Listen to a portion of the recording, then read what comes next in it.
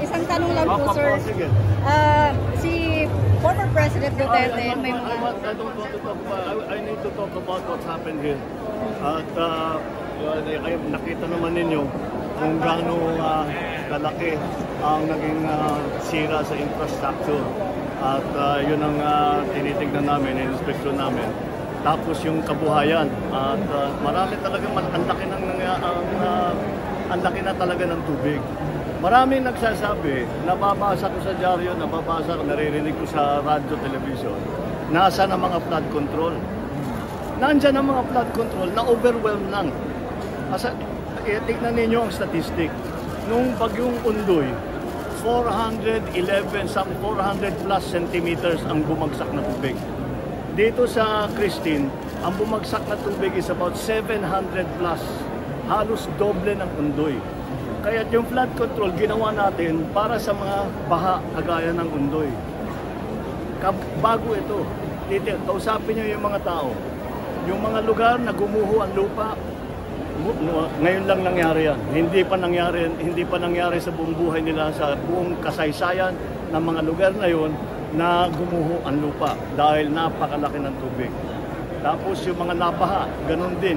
Mabaha siguro dati, pero hindi ganito kalaki. Nagbago talaga ang panahon. Kaya yung climate change na aming pinag-uusapan ay talagang naging nakikita na natin. Hindi na kailangan ipaliwanag dahil unfortunately nararamdaman na talaga natin na sarili natin. Hindi na natin kailangan basahin pa yung mga report o study na mga scientifico. Alam na natin kung gaano kabigat ang magiging epekto ng climate change. Mr. President, hindi bale pa sa tulong lang tayo ng tulong. Balak kung imbestigahan yung mga flood control projects, bubusisiin daw sa budget yung mga flood control because of what's been happening. Wala akong problem. But also they have to realize there are two sides to this.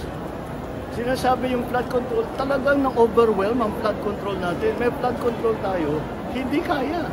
Hindi talaga kaya dahil sa buong kasaysayan ng Pilipinas, wala pang ganito. Ngayon lang natin haharapin ito. Kaya dapat maunawaan talaga ng tao, hindi lamang yung budget o hindi kung ano yung science. What's the science? Follow the science. See what's happening. Tignan ninyo, hindi lamang dito. Nakita nyo ba yung nangyari sa Espanya? Nakita nyo ba yung mga nangyayari sa iba't ibang lugar?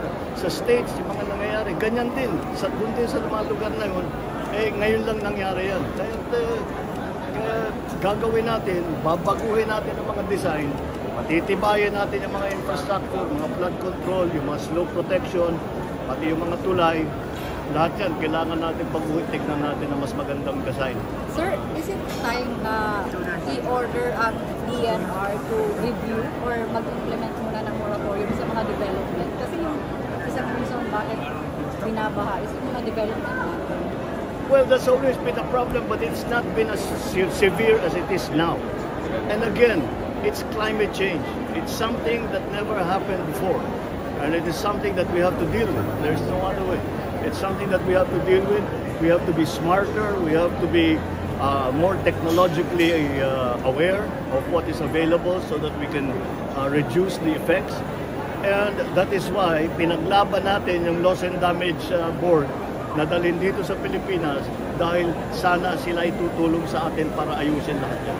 Okay? Mr. President, sorry, 150 dead, sir. Are you satisfied with how we responded with Typhoon Christine? I'll tell you the truth. It's never enough. It's never enough. I wish we could do more. We're doing everything that we can. But, you know, when you lose a life, you lose a life. What can you do about that? It's terrible tragedy. Thank you. Thank you, sir.